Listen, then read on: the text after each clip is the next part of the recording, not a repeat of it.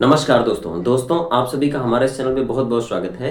देखिए, इस वीडियो में हम लोग देखेंगे क्लास 12 की केमिस्ट्री का एक चैप्टर जिसका नाम है डी एवं एफ ब्लॉक के तत्व।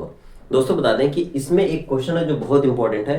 पिछले 2014 से लेकर के अभी तक ये हर साल बोर्ड एग्जाम में पूछा गया है। दोस्तों बता दें कि संक्रमण तत्व किसे कहते हैं, 3D श्रेणी के तत्वों का सामान्य इलेक्ट्रॉनिक विन्यास कीजिए।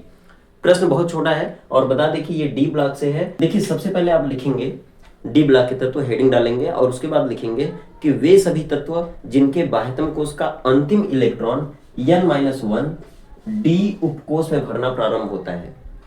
वे सभी तत्व जिनके बाह्यतम कोश का अंतिम इलेक्ट्रॉन n-1 डी उपकोष में भरना प्रारंभ होता है, वे सभी संक्रमण तत्व कहलाते हैं। ठीक है, या फिर लिखेंगे अथवा करके वे सभी तत्व जिनके बाह्यतम कोश का अंतिम इलेक्ट्रॉनिक विन्यास n-1 से लेकर 2 तक और n-1 डी 1 से लेके 10 तक होता है, वे सभी क्या कहलाते हैं, डी ब्लॉक के तत्व या संक्रमण तत्व कहलाते हैं।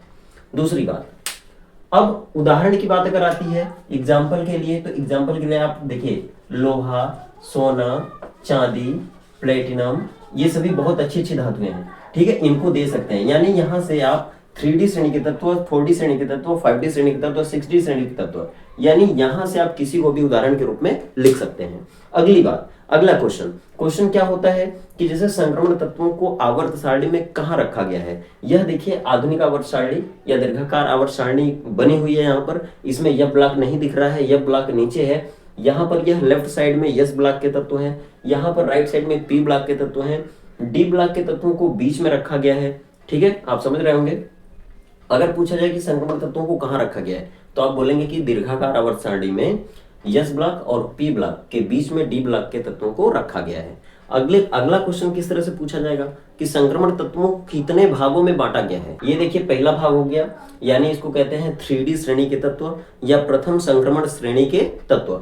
इसको कहते हैं हम 4D श्रेणी के तत्व, इनको कहते हैं 5D श्रेणी के तत्व, इनको कहते हैं 6D श्रेणी के तत्व। देखिए बहुत इंपॉर्टेंट है, ये हो गया 3D श्रेणी के तत्व, ये हो गया 4D श्रेणी के तत्व, ये हो गए 5D श्रेणी के तत्व और ये हो गए सभी 6D श्रेणी के तत्व। दोस्तों ये चीजें अगर आप याद रखते हैं ना तो बहुत बड़ी बात है। 3D, 4D, 5D, 6D क्यों कहते हैं? अगर कोई पूछ दिया कि भाई इनको 3D श्रेणी के तत्व क्यों कहते हैं, क्योंकि जब इनका आप इलेक्ट्रॉनिक विन्यास करेंगे 1s2, 2s2, 2p6, 3s2, 3p6 इस तरह से जब करते जाएंगे तो लास्ट में आएगा क्या, 3D1 आएगा। बहुत इंपॉर्टेंट बात है, आप इसको समझ लीजिए। अगर इसका इलेक्ट्रॉनिक विन्यास करेंगे ना तो लास्ट में क्या आएगा, 3D1, इसका 3D2, इसका 3D3, 3D4, 5, 6, 7, 8, 9 इस तरह से आएगा। ठीक है, अगर इसका इलेक्ट्रॉनिक विन्यास करेंगे ना तो लास्ट में कितना आएगा, 4D1, 4D2, 4D3, 4D4, 4D5 इस तरह से। ठीक है, इनका करेंगे तो क्या आ जाएगा, देखिए 5D1। आइए अब हम लोग सीखेंगे कि इनका इलेक्ट्रॉनिक विन्यास कैसे करेंगे, वही हम लोगों का मेन टारगेट है। ठीक है, इस वीडियो में हम लोग यही देखेंगे कि इनका इलेक्ट्रॉनिक विन्यास कैसे करेंगे। अब देखिए सबसे बड़ी बात है कि इनका इलेक्ट्रॉनिक विन्यास तो आप कर लेंगे सामान्य तरीके से, लेकिन इनमें कुछ एक्सेप्शंस हैं, अपवाद हैं। उन अपवादों का इलेक्ट्रॉनिक विन्यास थोड़ा अलग होता है। ठीक है, तो वही पेपर पे पूछे जाते हैं। अब जैसे देखिए इस 3D श्रेणी में क्रोमियम और ये कॉपर, ये दोनों एक्सेप्शन है, यानी इनमें जब इलेक्ट्रॉनिक विन्यास करेंगे तो इनके लास्ट का जो इलेक्ट्रॉनिक विन्यास होता है वो चेंज होता है थोड़ा सा, यानी उसमें घट बढ़ नियम लगाते हैं। ठीक है, उनको हम लोग देखेंगे।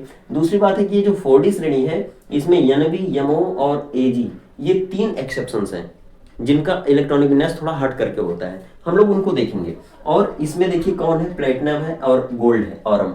ठीक है, ये दोनों एक्सेप्शंस हैं। तो आइए इनमें से अगर आपसे किसी का भी पूछा जाता है इलेक्ट्रॉनिक विन्यास बताइए, देखिए एक तो आना ही है, 3D श्रेणी का आ जाए या 4D श्रेणी का आ जाए या 5D श्रेणी का आ जाए, या फिर आपको अलग अलग निकाल के दे दे, जैसे वैनेडियम का दे दे, MO का दे दे, OS का दे दे या किसी का दे दे, तो आप कैसे करेंगे। आइए देखिए हम लोग एक करेंगे, जैसे देखिए Mn का निकाल लेते हैं। इसमें Man का इलेक्ट्रॉनिक विन्यास, Mn मतलब कितना होता है, Mn मतलब 25 होता है। 25 कैसे होता है, इसका 21 है परमाणु क्रमांक, इसका 22, 23, 24, 25 परमाणु क्रमांक होता है। अभी देखिए हम आपको एक टेक्निक बताएंगे जिससे आप परमाणु क्रमांक भी निकाल सकते हैं अपने आप। ठीक है, आइए देखते हैं। सबसे पहले Mn मतलब 25 इलेक्ट्रॉन का इलेक्ट्रॉनिक विन्यास करना आपको। तो यहाँ पर क्या करेंगे, 1s2, 2s2, 2p6, ठीक है, 3s2, 3p6।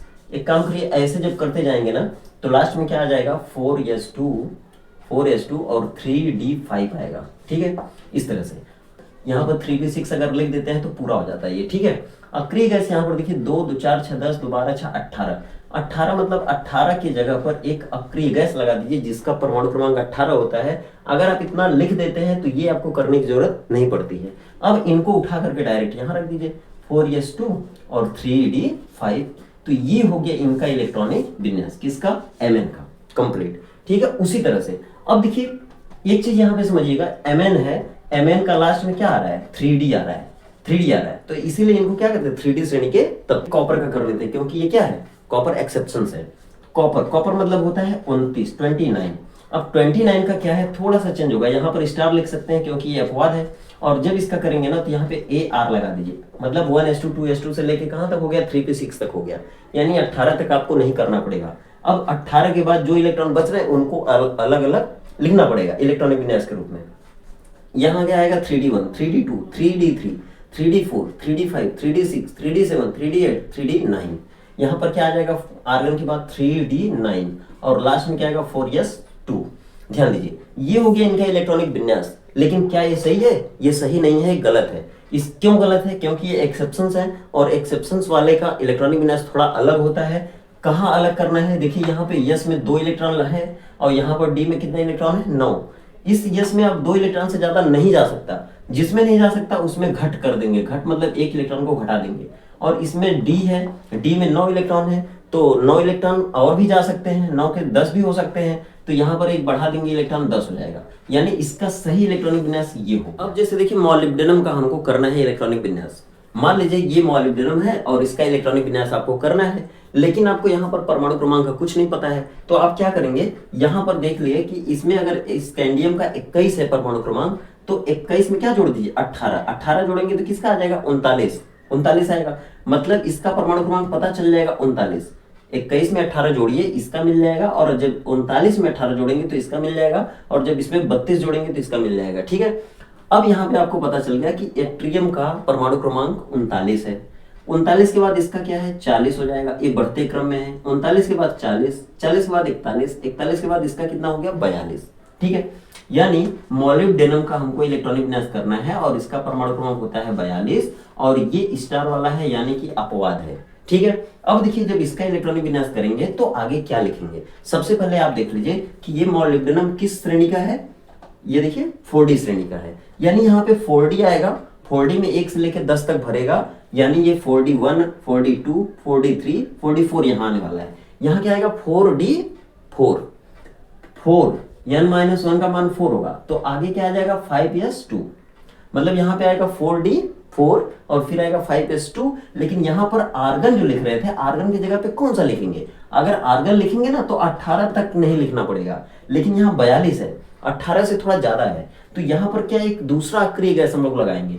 वो अक्रिय गैस आप जानते हैं कि नहीं जानते, नहीं जानते तो लिख लीजिए हीलियम नियान, मतलब हे नानी आराम कर जिंदा रहेगी, मतलब इसका होता है 2, इसका होता है 8 10 होता है, इसका होता है 10, इसका होता है 18, इसका होता है 36, इसका होता है 54, इसका होता है 86। अब देखिए यहाँ पर क्या करिए, ये 42 है ना, तो ये 36 वाला अक्रिय गैस उठा के यहाँ पे रख दीजिए, यानी कितना, क्रिप्टॉन को रख दीजिए। क्रिप्टॉन को रखेंगे तो 36 तक आपको इलेक्ट्रॉनिक विन्यास नहीं करना पड़ेगा, यानी 1s2 2s2 आपको नहीं करना पड़ेगा। अब क्रिप्टॉन हो गया ना, तो अब आपको खोजना पड़ेगा कि क्रिप्टॉन मतलब 36 तक हो गया, अब जो बच रहे हैं उनको तो करना पड़ेगा। आप एकदम मत खोजिए भाई साहब, एकदम मत खोजिए, क्रिप्टॉन हो गया मतलब 36 तक हो गया आपका।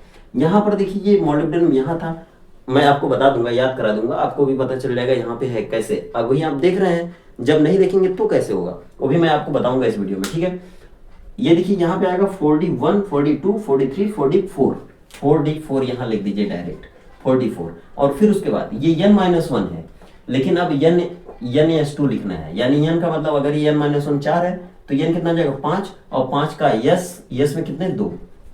ये हो गया मॉलिब्डेनम का साधारण इलेक्ट्रॉनिक विन्यास, इतना करना है। लेकिन ये सही नहीं है, गलत है। गलत क्यों है, क्योंकि ये स्टार मतलब अपवाद वाला है, और ये अपवाद वाले का इलेक्ट्रॉनिक विन्यास थोड़ा अलग होता है, यानी यहाँ पे घट बढ़। यहाँ घट क्यों, क्योंकि 2 इलेक्ट्रॉन से ज्यादा नहीं जाएगा, तो यहाँ पे घट और यहाँ पर बढ़ हो जाता है। ये हो गया भाई साहब एकदम सही इलेक्ट्रॉनिक विन्यास किसका, मॉलिब्डेनम का। तो दोस्तों मुझे तो लग रहा है कि गारंटी के साथ आपको आ गया समझ में। ठीक है, मैं आपकी प्रॉब्लम को समझते हुए बताने की कोशिश कर रहा हूँ। ठीक है, अब बात है कि इसकी आपको नहीं याद होगा, जैसे इसकी ट्रिक आपको नहीं मालूम होगी, तो अगर इसमें से कोई दे दिया तो कैसे करेंगे। जैसे OS का दे दिया, तो चलिए OS का अगर आप कर रहे थे तो मैं मान जाऊंगा कि हाँ आपको आ गया।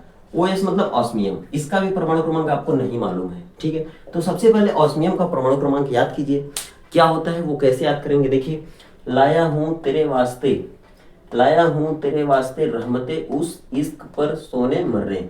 उस मतलब ऑस्मियम। ठीक है, सबसे भारी धातु होती है पूरे आवर्त सारणी की। ठीक है, तो लाया हूं तेरे वास्ते रहमते उस इश्क पर सोने मरने। तो ये लाया, लाया मतलब 57 और हूं मतलब 72। ये आपको याद रखना है। 57 और 72 के बीच में 14 तत्व थे जो भाग गए कहाँ, यफ ब्लॉक में।